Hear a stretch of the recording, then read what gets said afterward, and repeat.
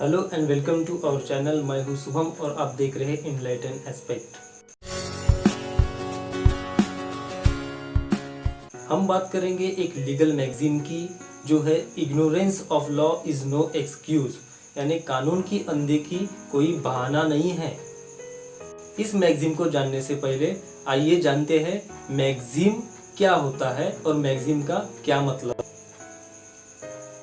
दोस्तों, मैगजीन का मतलब होता है एक सिद्धांत जो रूल ऑफ कंडक्ट अर्थात आचरण के नियम को बयां करता है। इसी का एक उदाहरण है ignorance of law is no excuse, यह मैगजीन। आइए एक उदाहरण के जरिए इसको समझने की कोशिश। गांव से लगा हुआ एक जंगल होता है। गांव का ही एक आदमी एक जंगली भैंसे को जान से मार देता है। पुलिस उस आदमी को वाइल्ड लाइफ प्रोटेक्शन एक्ट 1972 के अंतर्गत अरेस्ट करती है और कोर्ट के सामने हाजिर करती है।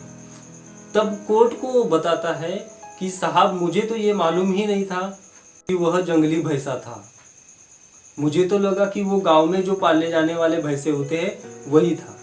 तब कोर्ट दो चीजों को नोटिस करता है। Number 1, ignorance of fact. उस आदमी को वास्तविकता क्या थी यह पता ही नहीं था। उसे तो लगा कि ये जंगली जानवर है ही नहीं। और दूसरी चीज जो नोटिस करता है वो है इग्नोरेंस ऑफ लॉ। और उस आदमी को कानून भी पता नहीं था कि जंगली जानवर को मारना यह जुर्म होता है।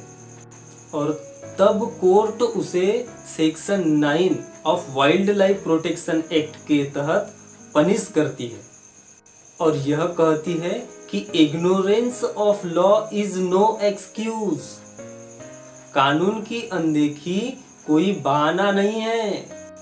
क्या आपको पता था कि सेक्शन 9 भी है जो वाइल्ड लाइफ प्रोटेक्शन एक्ट के तहत वाइल्ड एनिमल के लाइफ्स को प्रोटेक्ट करता है? हमें कमेंट में जरूर बताएं। दोस्तों, इस मैगजीन के तहत कोर्ट ये मान के चलता है कि हर व्यक्ति कानून से वाकिफ है और जानकार है। लेकिन क्या यह सही बात है कि आप देश के सभी कानून जानते हैं?